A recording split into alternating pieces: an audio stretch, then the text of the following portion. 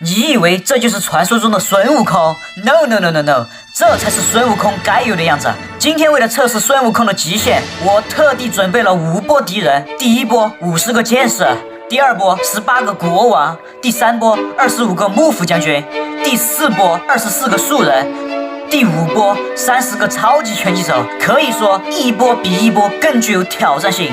那么今天我们就来测试一下孙悟空的极限到底能够扛住几波敌人。那么战斗开始，只见猴哥慢悠悠的从树林里面走了出来，一个猴王跳跳入人群，使出72变变出若干个分身，超级棍子一顿乱砸，一个巨爆。接着第二波打到国王，猴哥越打越猛，分身越来越多，国王貌似有点扛不住了，没有坚持几秒全躺下了。接下来是幕府将军，猴哥跳了上去，搅得幕府将军乱作一团。哎，我去，这就完了。看来刚才那个是假的孙悟空，不过没有关系，现在我们上真的孙悟空。哎，孙悟空 plus 是齐天大圣。看着烧气的姿势，只见齐天大圣直接化成了一只黑烟，然后就消失了。当然是不可能的。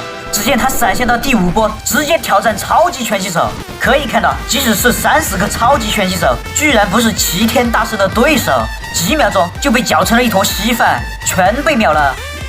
好了，现在轮到素人了，这可能是素人宿生当中被打得最惨的一次，这他妈才是齐天大圣该有的样子。看样子，齐天大圣想从蓝打到溶液，反打回去，这次幕府将军也直呼遭不住了。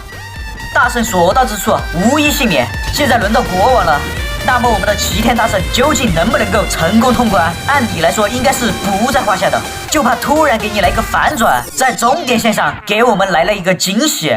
这群剑士暗中窃喜，但是哪有这么容易？齐天大圣凉了。殊不知我们的斗战胜佛才是孙悟空的极限。由于齐天大圣差一点就成功了，那么我们为斗战胜佛增加了16个超级赛亚人。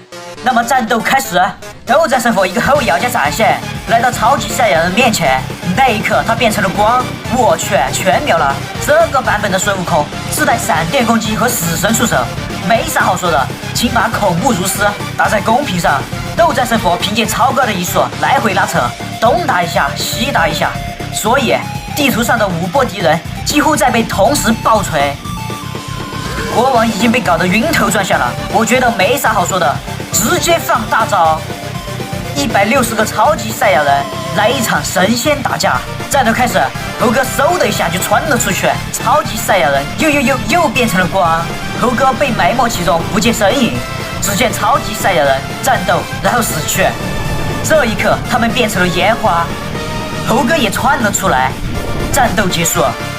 所以说不要试图测试猴哥的极限，因为他根本没有极限。